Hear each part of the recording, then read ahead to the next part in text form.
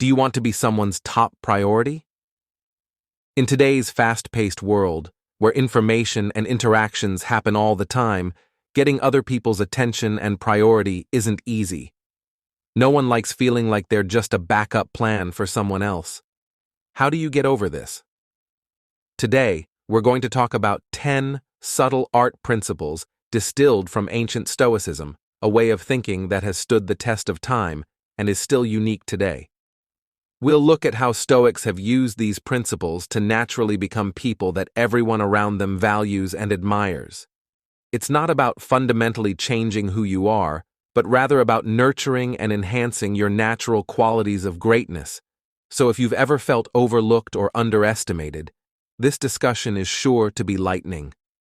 Pay attention and don't skip a beat. Because by the end of this journey, you'll have a new way of thinking about being seen, heard, and valued in every contact. So let's start by mastering the mystique and making an impression that lasts. The first step is to enjoy the wonder of things that are mysterious. By mystery, we don't mean keeping everything secret or hiding who you really are. We mean slowly showing parts of yourself, like a story that builds suspense. This method keeps people interested in getting to know you better by making them curious page by page. Imagine that when you meet someone for the first time and they tell you everything about their life at once, there isn't much left to learn later on. But if they share their stories, hopes, and thoughts one at a time, each meeting becomes a chance to learn something new and interesting about them. This process of gradual discovery keeps our interest high. Marcus Aurelius and other ancient thinkers said it was stronger to hold back than to say everything at once. They also said that people should share their thoughts and ideas carefully and at the right time. This doesn't mean you're hiding who you really are. Instead, it gives people time to understand and appreciate how complicated your personality is. The Stoic philosopher Seneca once said that the only way to be truly happy is to enjoy the present without worrying about what will happen in the future. This advice can be applied to how we show others who we are. Enjoy the present moments of connection without feeling obligated to spill every detail about your past, your future plans, or your deepest thoughts. Let these things happen naturally as your relationships grow. The essence of mystery isn't about creating a false image or keeping others in the dark on purpose. It's about realizing the value of your life story and sharing it with care, like a master storyteller. You want to show the depths of your character's experiences and beliefs in a way that makes people want to learn more and join you on your trip. This way of gathering has an irresistible appeal. People naturally are drawn to those who intrigue them and give them just the right amount of information to get them interested. The thrill of reading an interesting book makes you eagerly anticipate what the next page will bring. By mastering the art of mystery, you become that interesting story, making others eager for each new part in your story number 2. This rule is very important because when you're happy with yourself, you naturally make other people want to be around you. It's not about pretending to be happy. It's about finding out what truly makes you happy and going after it. Marcus Aurelius thought that happiness comes from within. He said, "The happiness of your life depends upon the quality of your thoughts." This means that your happiness doesn't depend on other people. It starts with your own thoughts and outlook on life. When you think positively and find joy in your own endeavors and successes, you give off an air of confidence and fulfillment that draws others in. Seneca emphasized how important it is to be happy with yourself. He believed that real happiness comes from within and isn't dependent on outside factors, as he put it. To be truly happy, you have to enjoy the present without worrying about what might happen in the future. This means living in the present and enjoying life's pleasures as they come up, instead of always looking for happiness elsewhere.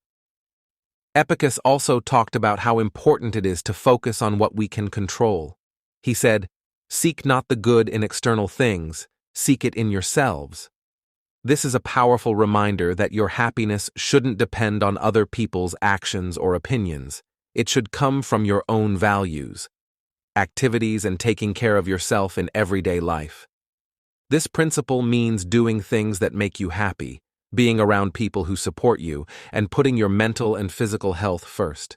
It's about creating a fulfilling life that makes you happy no matter what your relationship status is. When you're happy with yourself and your situation, you don't need other people to validate you.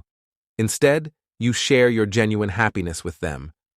This is very appealing, and people are drawn to your life not because you depend on them for happiness, but because they're drawn to your genuine joy. To sum up, creating your own happiness means keeping a positive attitude, living in the present, and finding joy in the little things that happen every day. This inner joy will shine out, making you someone others enjoy being with, and naturally giving you a big role in their lives. It's not about bragging or pretending to be someone you're not. It's about showing that you're special and unique, just like everyone else, and that having you in someone's life is a big deal. Think about it this way. Things that are easy to get are often taken for granted, but things that are hard to get are valued more. This rule is meant to make you look like that rare, valuable gem. It means living your life in a way that shows you respect and value yourself. When you do this, other people will start to do the same. As Marcus Aurelius said, you have power over your mind, not over outside events. Understand this, and you will be strong. It tells you to focus on what you can control, like your actions, views, and strengths. When you know your own worth and don't need other people to tell you it, you naturally become more beautiful. Seneca also talked about how time affects our sense of self-worth. He said, "It's not that we don't have a short time to live, but that we waste a lot of it." By avoiding spending time with people who don't value you, you show that you understand how important your time is. This doesn't mean being cocky or indifferent. It means committing yourself fully to people who value your time and efforts. Another important Stoic philosopher, Epictetus, talked about how important it is to be self-reliant. He said that even though we can't change the world around us, we can control how we react to it in relationships. This means that you shouldn't look for approval or validation from other people, but instead, look for it within yourself. When you are self-sufficient and sure of yourself, others are more likely to see you as valuable in action. This principle is based on living with dignity, self-esteem, and assurance. Figure out your worth and show it with confidence in a modest but firm way. When you respect yourself, set healthy limits, and work hard toward your goals, others will naturally respect and notice you. They'll see you not just as a person, but as someone important and deserving of investment. This is the start of becoming a priority in their lives.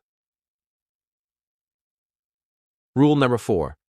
Let others invest in you. This rule is all about understanding your worth as a unique and precious gem that can't be easily gained without work. This idea comes from the wisdom of Stoic thinkers.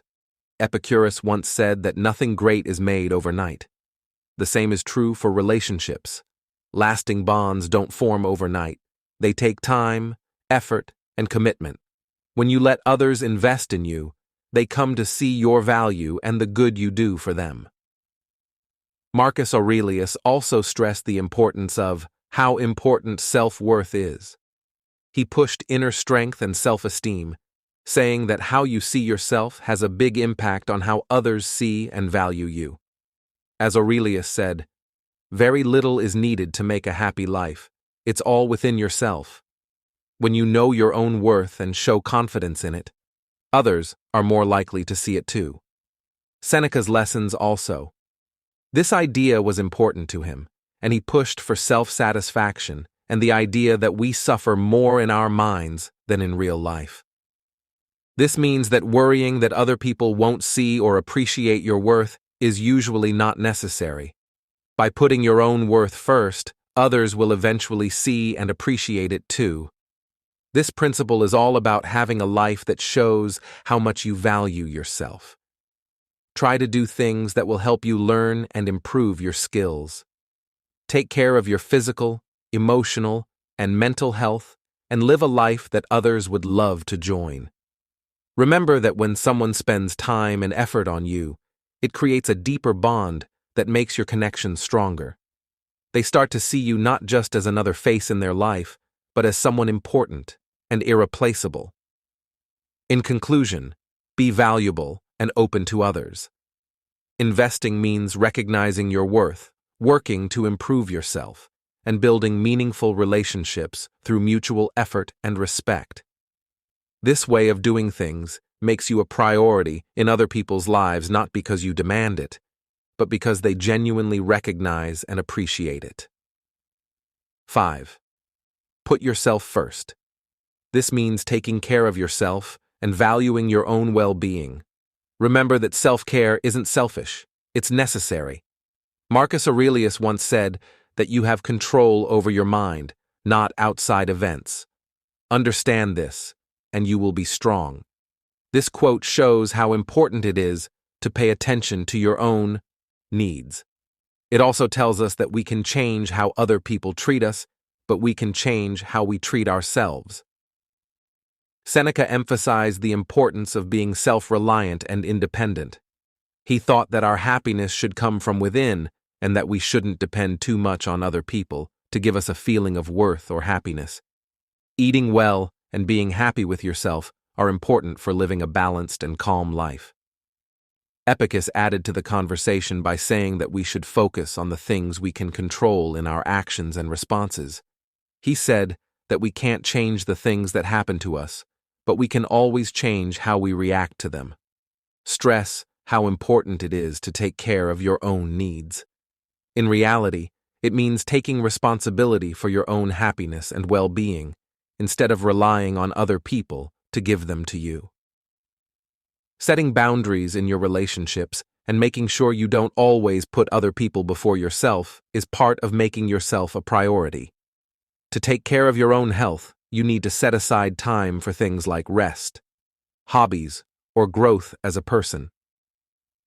When you prioritize your needs, you make choices that are good for your health and happiness, even if that means saying no to other people sometimes. It's about understanding and respecting your own worth. By taking care of your body and mind, you not only create a more satisfying life for yourself, but you also become a more attractive and respected presence in other people's lives. By showing that you value yourself, you inspire others to value you too.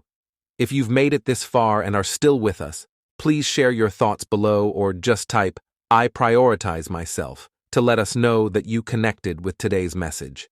Your feedback is invaluable and keeps us motivated to make more videos. Now let's continue on our journey. Number 6. Treasure your time.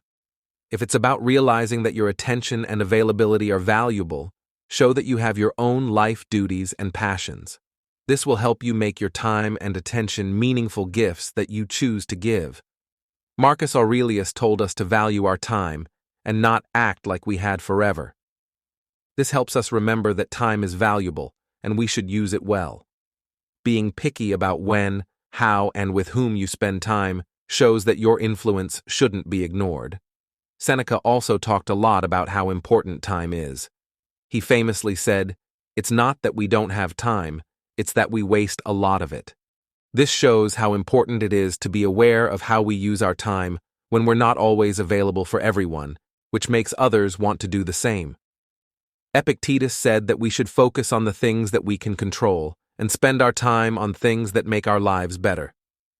This is called valuing your time. Respecting your time means doing things that are important to you and only spending time with people who value and appreciate it. In real life, this means not saying yes to every request or invitation. It means having your own plans and priorities and choosing how to spend your time. This means finding a balance between your needs and those of others, so you're not always last on your list of priorities. Because of this, respecting your time and presence means realizing how valuable you are and showing it by how you use your time. Being present when it means most is important, but you should also make time for yourself and your own goals. This way of doing things makes your appearance more valuable and desirable, which makes you a priority in other people's lives. 7th, choose your own path.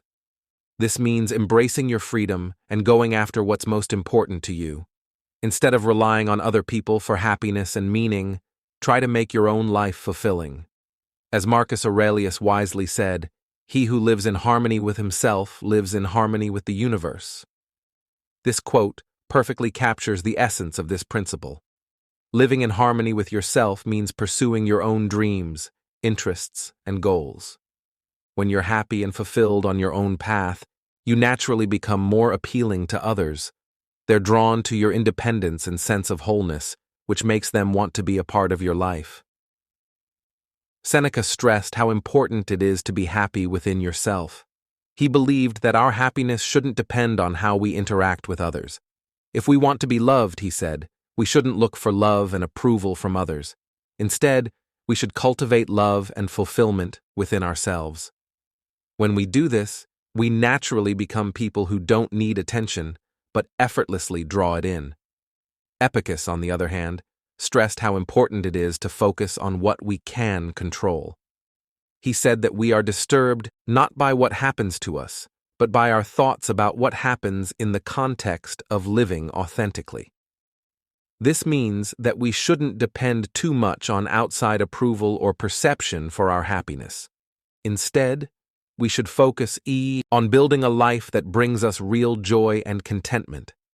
To live your own life, you have to do things that make you happy, like pursuing a passion, moving up in your job, or spending time with friends and family who are there for you. It's about making goals that are important to you and working hard to reach them. When your life is full and interesting, people are naturally drawn to you. They see you as someone who adds value and happiness, not as someone who is always looking for validation. Being self-sufficient and finding happiness in your own pursuits and achievements is what it means to live your own life. Accepting who you are and being grateful for what you have naturally makes you more appealing to others. By living a happy, independent life, you naturally become someone others want to include in their own journey. Keep your mental balance. This rule supports a healthy emotional approach to relationships. It says not to let your feelings take over, but to deal with them in a way that supports self-respect and respect for others in relationships. Marcus Aurelius emphasized the importance of emotional control and logical thinking. He said that the best way to get back at someone who does you wrong is to be emotionally stable. This means not reacting to situations hastily or emotionally, but with thought and calmness. This keeps you from getting too emotional or attached too quickly in relationships. Seneca emphasized how important it is to control our feelings. He said, "Who suffers before it is necessary suffers more than necessary." This quote emphasizes the idea that we shouldn't let worry or hasty emotional responses control how we act in relationships. It means letting relationships develop naturally without putting too much emotional pressure on them too fast. Epictetus also talked about how important it is to control our reactions. He said, "It's not what happens to you that matters, but how you react to it." This is related to emotional responses. Equilibrium. It means that we can't control what other people do in a relationship, but we can control how much it affects us emotionally. This doesn't mean being cold, it means keeping your emotions in check while judging the level of commitment and respect between the two people. This rule means being aware of how quickly and deeply you emotionally invest in someone. It means taking the time to get to know them and letting the relationship develop naturally. This not only protects you from possible emotional turmoil, but also makes you more attractive by showing that you value yourself and care about emotional depth in relationships in general. To maintain emotional balance, you need to be careful with your emotional investments. This means not making hasty emotional bonds and letting them develop naturally, increasing the chances of becoming important in someone's life. Number 9, reach a balance in your talking. Sharing the load when it comes to reaching out is the next way to become important in other people's lives. You don't have to always be the one to start conversations or make plans. Letting others take the lead shows that you value your own time and interests, while also giving them a chance to show that they're interested in you. Marcus Aurelius once said, "The art of living is more like wrestling than dancing." This quote fits because it shows that life, including relationships, takes work, flexibility, and not always being in charge when talking to others. It's about finding a middle ground where both people give equally to the relationship. This means stepping back and letting the other person lead sometimes. Lessons from Seneca. He stressed the importance of being independent and not depending on other people for happiness. You show that your happiness and self-esteem aren't just tied to someone else by not always being the first to reach out. This way of doing things also lets them miss you and connect on their own, showing how much they value your presence in their lives. Epictetus stressed how important it is to have self-control and restraint in our behavior. He said it simply, "We have 2 ears and 1 mouth, so we can listen more than we talk." This makes me realize how important it is to listen and leave space in talks instead of talking or acting all the time. The goal is to find a balance between speaking up and taking the time to listen and watch. If you follow this rule, you should know how often you're the one who makes the first move. It's okay to reach out first, but also give the other person a chance to do the same. It's not about games or keeping score. It's about creating a healthy dynamic where both people feel equally committed to the relationship. To sum up, finding equilibrium in starting a conversation means respecting your own time while also giving the other person a chance to show their interest and commitment to you. This makes sure that the relationship is mutually beneficial and that both people are equally invested. This harmony makes the relationship more satisfying and makes you a priority in each other's lives. Be ready to leave. The last rule for being important in other people's lives is having the courage to leave situations or relationships that don't respect or value you. It means knowing your own worth and not being afraid to leave a relationship that isn't good for you. It's a strong statement of self-worth and a necessary step to make sure others treat you with respect. Marcus Aurelius talked a lot about inner strength and self-esteem.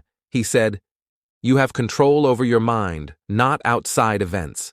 Understand this, and you'll find resilience." This quote fits perfectly with our rule because it says that the courage to leave bad situations comes from inside you.